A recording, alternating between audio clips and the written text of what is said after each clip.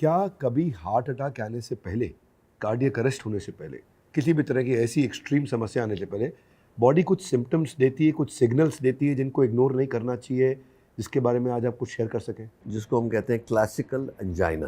Classical angina वो होता है कि आप, और उसका मैकेनिज़्म आपको जल्दी समझा दूं मैं, कि आपकी हार्ट की नली जो है जिससे ब्लड पहुंचना है, जिससे ऑक्सीजन पहुंचती है हार्ट मसल को, उसमें ब्लॉकेज आ गया। आप बैठे हैं तब तो जो ब्लड उसके अंदर से निकल रहा है वो काफ़ी है आपके लिए। जैसे गाड़ी के इंजन को आइडलिंग में पेट्रोल की ज़्यादा ज़रूरत नहीं होती।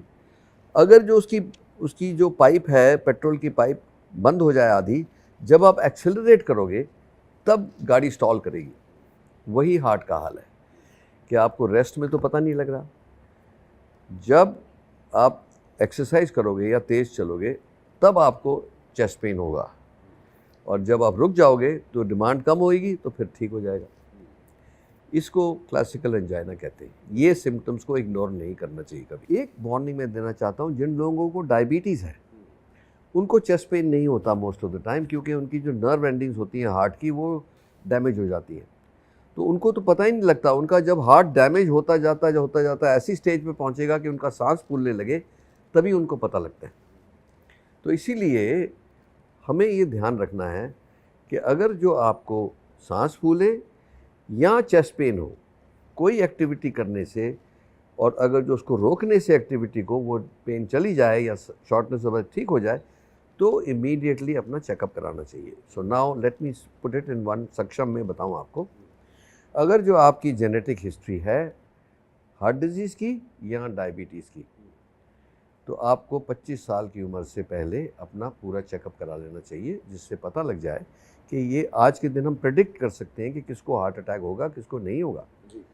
ठीक है। When you say checkup, I'll intervene in between. Specific कौन से चेकअप की आप बात कर रहे हैं? तो रिस्क प्रोफाइल देखने के लिए हिस्ट्री तो हो ही गई, उसके बाद सारे ब्लड टेस्ट लिए जाते हैं। अगर जो फैमिली में हिस्ट्री है तो अब आज के दिन जेनेटिक टेस्ट भी हैं, जिससे पता लग जाता है कि वो ट्रांसफरेंस हो रहा है कि नहीं। दूसरा, आपके ब्लड के जो कोलेस्ट्रॉल लेवल है, जो डिफरेंट होमोसिस्टीन लेवल है, ये ब्लड टेस्ट है, जिससे पता लग जाता है कि टेंडेंसी है कि नहीं है। और ये में कई सब टेस्ट हैं, एपोलाइपोलिटल वगैरह है। उसके साथ साथ स्ट्रेस टेस्ट करते हैं, देखने के लिए कि जब आप एक्सरसाइज करते हो तो आपका हार्ट कैसे बिहेव करता है। उसमें पता लग जाता है कि कई लोगों को इर्रेगुलर हार्ट बीट आनी शुरू हो जाती है, वो सब उसी टाइम डिटेक्ट हो जाता है। एको करते हैं देखने के लिए कि कोई डिफेक्ट तो नहीं था इनबॉर्न जो अभी, और यहाँ कोई नई वैल्व डिजीज़ तो नहीं आ रही जिसका पता नहीं है आपको। तो ये चीज़ें करने से एक कंप्लीट चेकअप हो जाता है, और चेस्ट एक्सरे करने से पता लग जाता है कि लंग्स में कोई प्रॉब्लम है कि नहीं। So this is the preventive checkup. इसको बेस लाइन जो है मैंने बताया, जिनके जेनेटिक है 25 ईयर्स की एज तक, जिनको नहीं है 30 ईयर्स की एज तक, हर एक शख्स का एक चेकअप हो जाना चाहिए। मैं आपको बताऊं, लोगों को पता ही नहीं कि उनको ब्लड प्रेशर है, जब सालों साल उनको पता नहीं लगता। जब कोई ब्रेन में ब्लीडिंग हो, या किडनीज ख़राब हो जाएं, या हार्ट की हाइपरट्रोफी हो जाए, तब पता लगे तो बहुत लेट है। इसीलिए जैसे आपका प्रिवेंटिव चेकअप हुआ उसी दिन पता लग जाएगा कि क्या टेंडेंसी है, डायबिटीज़ की टेंडेंसी है कि नहीं, हार्ट डिजीज़ की टेंडेंसी है कि नहीं, हाई ब्लड प्रेशर की है कि नहीं। सो ये बहुत ही छोटी प्राइस में आपको एक बहुत अच्छा मैप मिल जाता है अपनी ज़िंदगी के लिए, कि मेरे को अपनी ज़िंदगी ऐसे